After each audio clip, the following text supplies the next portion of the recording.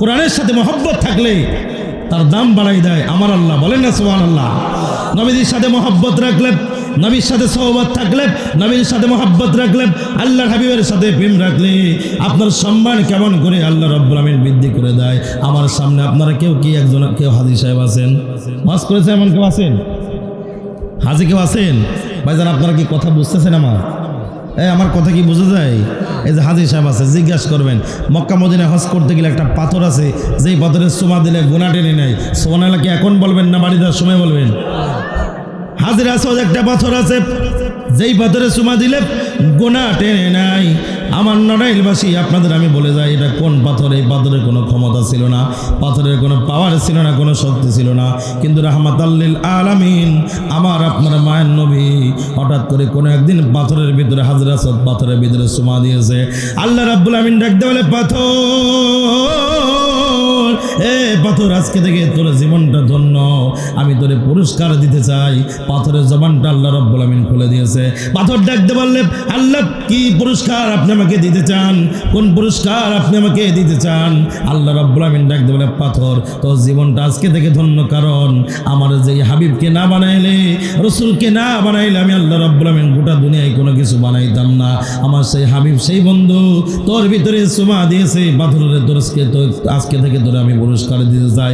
এই পুরস্কারটা হলো কিয়ামত পর্যন্ত পাথর তোর ভিতরে যারা চুমা দিবে আমার নবীর বরকতে, এই পাথর তাদের জীবনের গুনাহগুলো টেনে টেনে নিতে পারবে। একটু আওয়াজ তুলে বলা যাবে না আল্লাহু আকবার। জন্ম আমারে নবীর যুগে হলে কেমন হতো, জন্ম আমারে নবীর যুগে হলে। ভাই নবীদের সম্মান কি খারাপ লাগে আপনাদের কাছে? রসুলের শান খারাপ লাগে? আপনার মাথায় বড় টুপি থাকতে পারে, গায়ে বড় জুব্বা থাকতে পারে, মুখে দাড়ি থাকতে পারে, কিন্তু মুস্তফার সাথে, আল্লাহর হাবিবের সাথে যদি হাবিবের তরিকা মোতাবেক যদি আপনি না চলতে পারেন, হাবিবের পথ যদি আপনি না মানতে পারেন, আপনার ওই সিরাত সিরাতের 10 টাকার মূল্য আল্লাহর দরবারে নাই। কথা বলেন ঠিক কিনা? রসুলের সাথে আপনার সম্পর্ক রাখতে হবে, তাইলে আপনি মাপ পাবেন। ওয়াজ শুনলে কি লাভ, জানলে কি লাভ?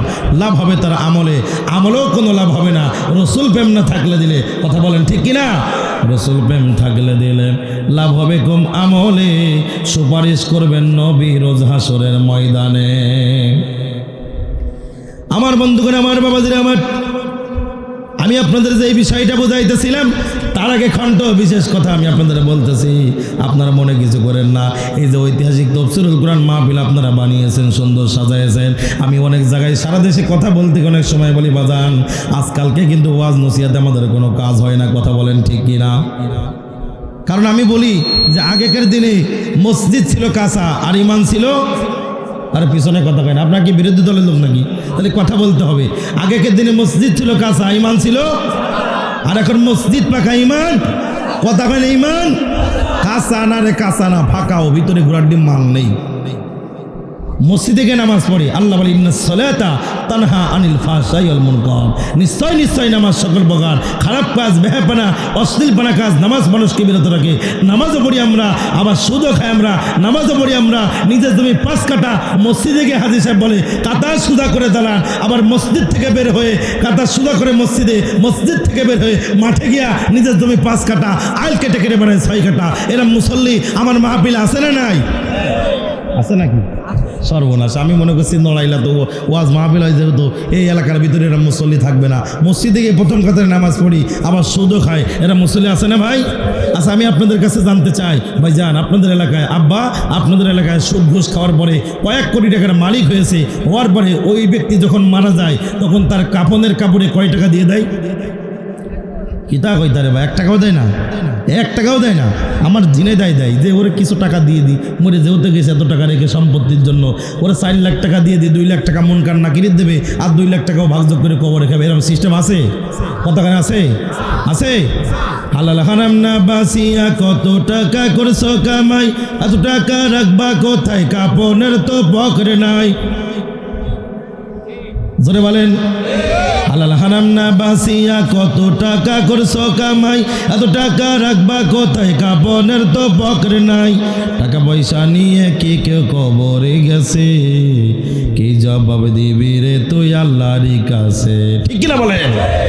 কি কি জবাব দিবেন চাচা? আল্লাহর কাছে যে যাবেন কি জবাব দিবেন? প্রস্তুত থাকতে হবে আমার ভাইয়েরা। আমি যে বিষয় কথা বলতেছিলাম, আমার দিকে তাকান। আল্লাহ রাব্বুল আমিন ডাকতে বলে, দুনিয়ার বান্দারা, আমি তোমাকে দুনিয়ায় এমনি এমনি পাঠাই নাই, বিনা কারণে পাঠাই নাই। আমি আল্লাহ রাব্বুল আমিনের একটা উদ্দেশ্য আছে দুনিয়ায় তোমাকে পাঠানোর জন্য। আমার আল্লাহ তাআলা ডাকতে বলে, দুনিয়ার বান্দারা, আসমান বানাইলাম তোমার জন্য, জমিন বানাইলাম তোমার জন্য, কুল মাখলুকাত বান্দা বানাইলাম তোমার জন্য, গরু বানাইলাম তোমার জন্য, ছাগল বানাইলাম তোমার জন্য। আর আমি আল্লাহ রাব্বুল আমিন তুমি বান্দাকে বানাইলাম একমাত্র শুধুমাত্র আমি আল্লাহ রাব্বুল আমিন ইবাদত বন্দেগী করার জন্য। একটু আওয়াজ তুলে বলা যাবে না আল্লাহ